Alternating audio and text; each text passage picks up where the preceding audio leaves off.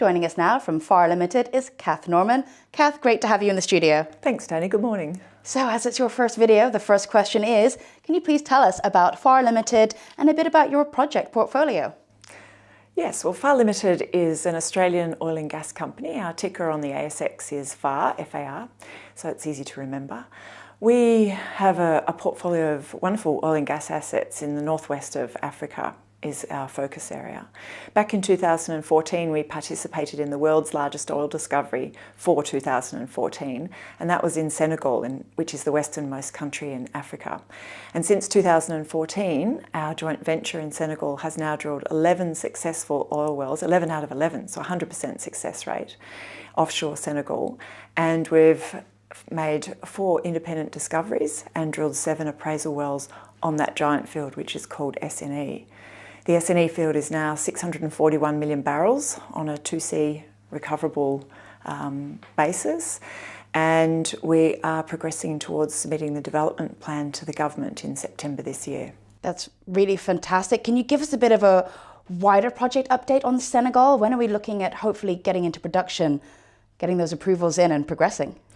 Okay, well, it's been quite a full-on 4 years or 3.5 years since we made the discovery, and we've had 3 years of exploration drilling to appraise the SNE field, and we've got past the 3 principal hurdles of size, deliverability and connectivity. So we understand everything about the oil field now enough to progress to development.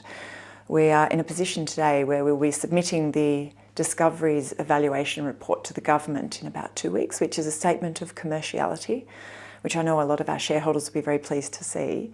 And with that, we'll be progressively releasing some information about the final size for the development and also the economics. The field will be developed in a phased development approach, so we'll be having a floating production and storage offtake vessel with subsea infrastructure and tiebacks to other discoveries. And we'll be looking to get approval of our development plan by the end of this year. We'll take the final investment decision in mid-2019, and then we've got an ambition to have first oil in about 2022. And very nearby in the Gambia, you have had some wonderful other discoveries looking to drill in Q4. What can you tell us about the Gambia? Oh, the Gambia project is where Pharr's putting most of their effort at the moment. If we roll the clock back to 2014 when we were drilling in Senegal, we knew that if we made a big discovery, we'd need to put our foot on some acreage around as protection acreage. And we started talking to the operators of blocks A2 and A5 offshore Gambia, which are now, we know, the extension of what looks to be the trend that SNE field sits on. And we farmed in 2017 and took 80% of those blocks and operatorship. This year, in March, we announced that we had brought Petronas, the state oil company of Malaysia, in as a partner. So they'll be a 40% joint venture partner. We'll be left with 40%. And the original company, Aeron Energy of the US, will have 20%. And we're going to be drilling the first exploration well offshore Gambia for 40 years. And we'll probably spud about October 1. So extremely exciting, and that's a huge prospect. It's called Samo, and it's been assessed to have about 825 million barrels on a P50 basis, so huge. Yes, and very busy times ahead for Pharr Limited. Very, yes. And can you tell us a bit about your financing, your cash position to fund all of this, all of these activities over the coming months? Under the terms of the farm-in agreement with Petronas, they're carrying us on the costs of the wells. So in the wash, we'll be spending no money on drilling this exploration well, and we'll actually be operating the well, which is great for Pharr. So our cash commitments to the end of the year are actually quite modest. We went into the end of Q1 with $40 million in cash, and we're anticipating that the farm out to Petronas will be formally closed in Q2, so in the next few weeks, and that will inject $17 million into Pharr. So we're expecting to go into mid-year with about the same, a bit over $40 million in cash. And of course, Kath, now is not a bad time to be in oil production. No, prices ticking up. Where do you see that going? You know, there are a number of sort of schools of thought about the oil price, the sort of the lower for longer, the sort of oil shock situation.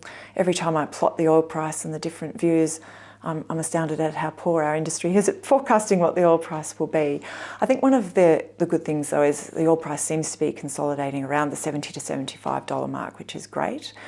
What's also terrific for us is that given the rout in the oil price over the last few years, offshore drilling costs are down by 70 to 80% on what they were 3 years ago. So where we drilled one well for $200 million in 2014, we drilled 5 wells for $200 million in 2017.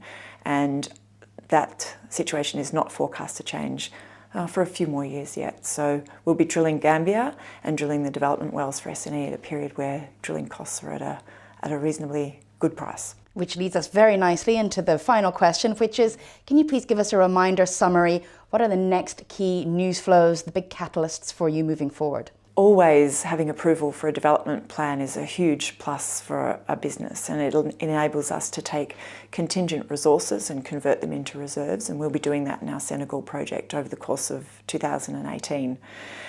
So that's a huge bonus for FAR and our partners in that joint venture. The big one for us, of course, is Gambia, and drilling an 800 million barrel prospect is large by any company's standards, even Exxon, our biggest.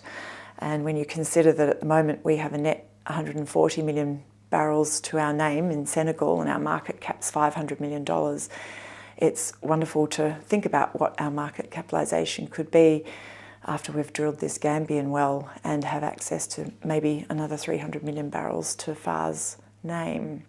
And we'll have the results of that well by mid to late November at the latest, if we spud on October 1. And Kath, we look forward to having you back in the studio to keep us updated on all of that, if you still have time for us. Yeah. Thank you, Danny. As FAR advances, it's a fantastic time to start hearing the story. Thank you for your time today. Thank you, Danny.